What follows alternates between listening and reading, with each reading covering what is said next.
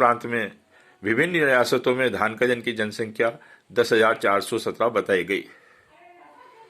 Census of India 1931 में Bombay presidency में धान का जन को प्राचीन आदिवासी और पहाड़ी जनजाति में पहचान की गई। गवर्नमेंट ऑफ इंडिया एक्ट 1936 में धान का जन को पिछड़ी जाति में शुमार किया गया। चूंकि हमारा देश 15 अगस्त 1947 को स्वतंत्र हुआ, स्वतंत्रता के पश्चात 26 जनवरी 1950 को हमारे देश का संविधान घोषित हुआ। उसी के फलस्वरूप हमारे देश की 14 राज्यों में अनुसूचित जनजाति वर्ग की पहचान में धानका जनजाति को बॉम्बे राज्य में स्थान मिला। बॉम्बे राज्य का पुनर्गठन 1 नवंबर 1956 में बॉम्बे राज्य से पृथक होकर पूर्ण राज्यों की घोषणा में धानका जन की पहचान स्वतंत्र भारत के 4 राज्यों में के 18 जिलों में पहचान की गई।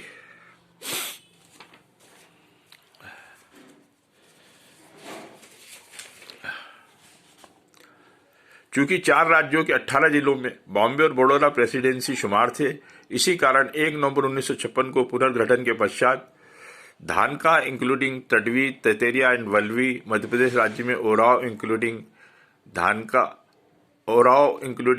धानका एंड धनगढ़ था। महाराष्ट्र राज्य के अंदर धानका इंक्लूडिंग तडवी, तेतरिया, वल्लवी था तथा राजस्थान राज्य में धानका इंक्लूडिंग तडवी, तेतरिया और वल्लवी था। हमारे देश के संविधान को चलाने के लिए अंग्रेजी वर्तनी का उपयोग अधिकतर हुआ। इसी कारण इंक्लूडिंग शब्द जिसे हिंदी वर्तनी में जिसमें सम्मिलित है मैं है जैसे उच्चारण ने अनुसूचित जनजातियों की सूची में भ्रामकता पैदा कर दी। भारत सरकार द्वारा इस भ्रामकता को दूर करने के लिए कई कमेटियों का गठन किया गया, जिसमें लोकुर कमेटी, जिसके अध्यक्ष BN लोकुर साहब थे, तथा एक और सेंसस कमिश्नर G जगतपति, जिन्होंने भारत में घूम कर सर्वेक्षण किया।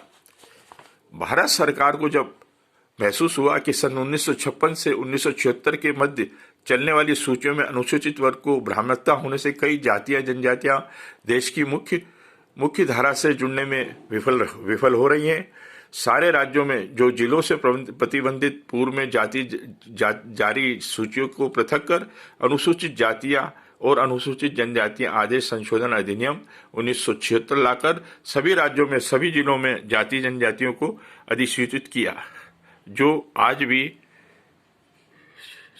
चलायमान है।